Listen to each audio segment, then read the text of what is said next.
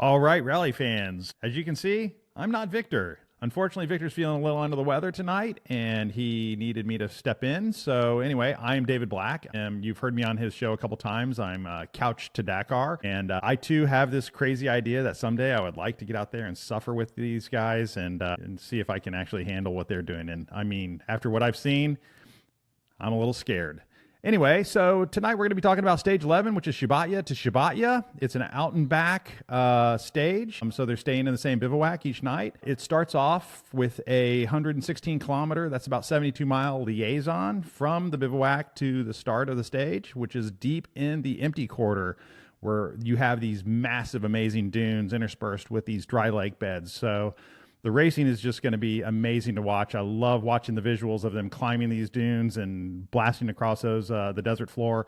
Anyway, so after their liaison, they're going to be immediately thrust into 152 kilometers all the way out into the empty quarter, and they'll be greeted with a nice 30-minute neutralization stop, get some gas, maybe even get a chance to rest for a second before they start 156 kilometers run back, and then they're going to finish with their 116 kilometer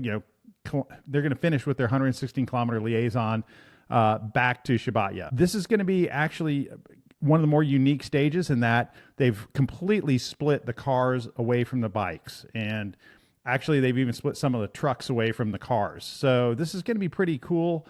It's going to be more fun to watch the cars and watch all of them get lost. The bikes are going to be fine. They're going to do their thing, but the cars don't get to follow their tracks, which is going to be a lot of fun to see this. Hopefully we'll get some good footage from the helicopters tomorrow night.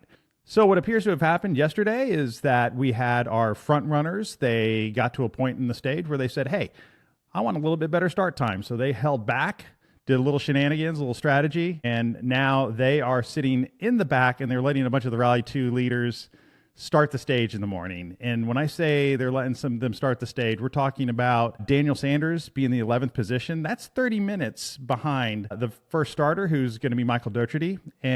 But Michael, it's going to be really fun to watch this because this is literally his backyard where he trains, and this is his terrain. So he's probably going to be able to, before anyone catches him, actually pick up some of the bonus time. He's going to be able to actually do probably pretty well tomorrow, considering this is his home territory. His second one out tomorrow is going to be Rui Gonçalves, Sherco Rally. He's one of the GP riders, but has been a little bit lower in the rankings than GP, but still doing really well and, winning stages. It's been great to see him step up in that Sherco team. And so then we have Tobias Ebster, and this guy, I'm kind of digging what I'm hearing about him. This is the nephew of Heinz Kindergartner, the KTM legend of Dakar Rally. And he came into Rally a couple of years ago, asked his uncle for some help, and his uncle said, well, you're going to have to earn your way into this, and has not given him any breaks. He did Malimoto last year, did very well.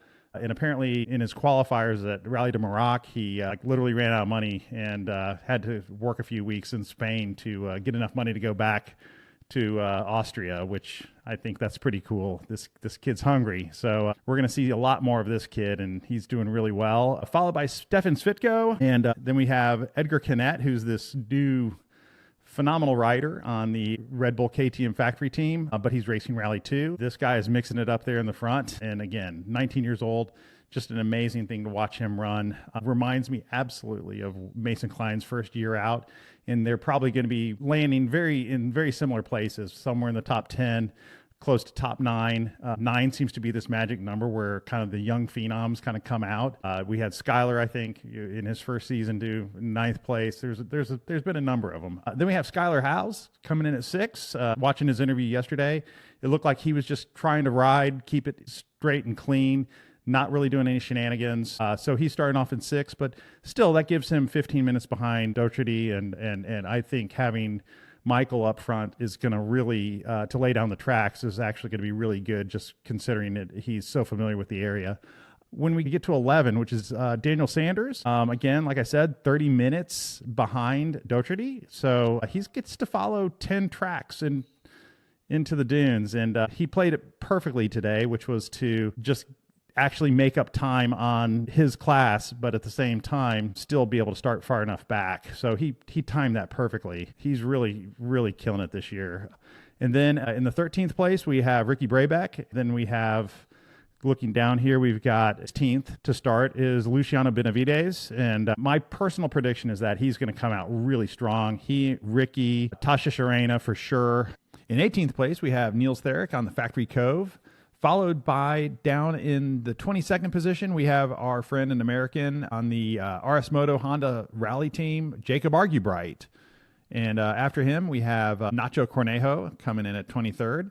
And I mean, that's 50 minutes after the first start. Talk about some tracks to follow. I think Nacho's going to be coming on strong as well. I mean, our typical front runners that we've seen this rally, I think they're all going to be really, really fighting hard for that front position, at least to try to get into the top probably 7 spots and be able to go into the 11th day, or being able to go into the final day really strong. And starting in the 66th place is our friend from Canada, Jordan Strachan, and he and I raced at the 22 Sonora Rally where he won his class. He's running a very, very steady, consistent pace, just making sure that he finishes this thing and finishes each day in just a very strong position there. And as we go down, we have another friend of ours from North America rally community, and that is Willem Avanat. And if you aren't following Willem, he's absolutely worth following. He's doing an amazing job. He's at the very back, but he's not missing waypoints. He's not getting a bunch of penalties. He's just working his way through. He's coming in at night. The suffering on his face, on one hand, inspires me to try to get out there and do this. On the other hand, it kind of scares me. But Willem is just amazing. You can see some more of his content on Decoding Dakar. Just search for Decoding Dakar. You'll find all of Willem's content. He's got a great media presence and a great community behind him, and it's been just really fun to watch him work his way through this. Looking at this list, there has been some serious attrition. I mean, we started out, 134 riders, and now we're down to 91. Yeah, this has been a brutal Dakar for these guys. I mean, the lava field that they had to run through, just absolutely punishing them. I mean, I would even say that the 380-mile liaison they had to do yesterday, followed by 110K dune section. I mean, it's like, hello, Dakar is absolutely trying to beat the hell out of these guys. So it's been really an amazing thing to watch all this. All right, that's it for the Stage 11 preview. We really hope Victor is able to get well and rejoin us for the rest of the race, so that you can listen to him and his silky smooth, amazing voice, and not my Kermit voice anyway. But anyway, so you guys have a fantastic evening, and we'll see you at the next one.